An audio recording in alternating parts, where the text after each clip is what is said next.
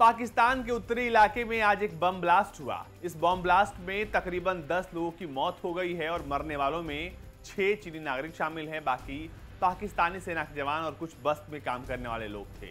ये बम धमाका जो हुआ उसने पूरे पाकिस्तान को दहला दिया है, साथ ही साथ चीन भी अब परेशान हो गया है।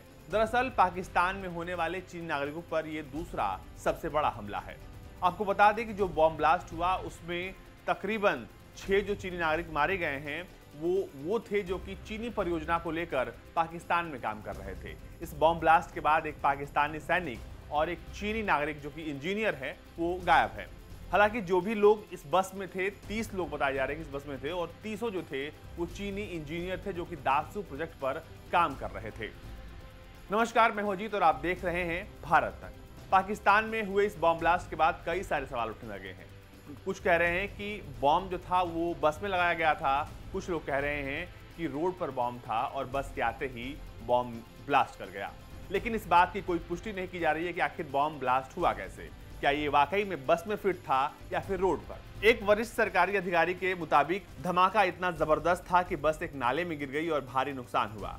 जब बस नाले में गिरी तो एक चीनी नागरिक और एक जवान गायब हो गया। वरिष्ठ अधिकारी के मुताबिक राहत और बचाव कार्य जारी है। पूरी सरकारी मशीनरी को इलाके में तैनात कर दिया गया है ताकि घायलों को जल्द से जल्द अस्पताल पहुंचाया जा सके। घायलों की मदद के लिए एयर एम्बुलेंस की भी मदद ली जा रही है। उन्होंने बताया कि इस धमाके में 6 चीनी नागरिक और एक अर्धसैनिक जवान और एक स्थानीय व्यक्ति मारे गए हैं, जबकि कई लोग बुरी तरीके से जख्मी हुए हैं। ये जो धमाका हुआ है वो खैबर पख्तूनख्वा के इलाके में हुआ है और पाकिस्तान का यह इलाका ऐसा है जहां पर तालिबानी आतंकी बहुत ज्यादा सक्रिय हैं। हालांकि चीन जो भी परियोजनाएं चला रहा है पाकिस्तान में उसको लेकर विरोध होता है। बलूचिस्तान लिबरेशन आर्मी लगातार इस चीनी परियोजना का विरोध करती है, खासकर सीपीसी का विरोध करती है। और अब जब ये घटना हुई है तो इसके बाद अभी तक किसी ने जिम्मेदारी नहीं ली है, लेकिन घटना बहुत बड़ी है। तकरीबन 30 लोग जो थे, चीनी जो इंजीनियर थे वो इस बस में थे और कुल मिलाकर कहा जा रहा है कि इस बस में जो लोगों की संख्या है वो 40 थी।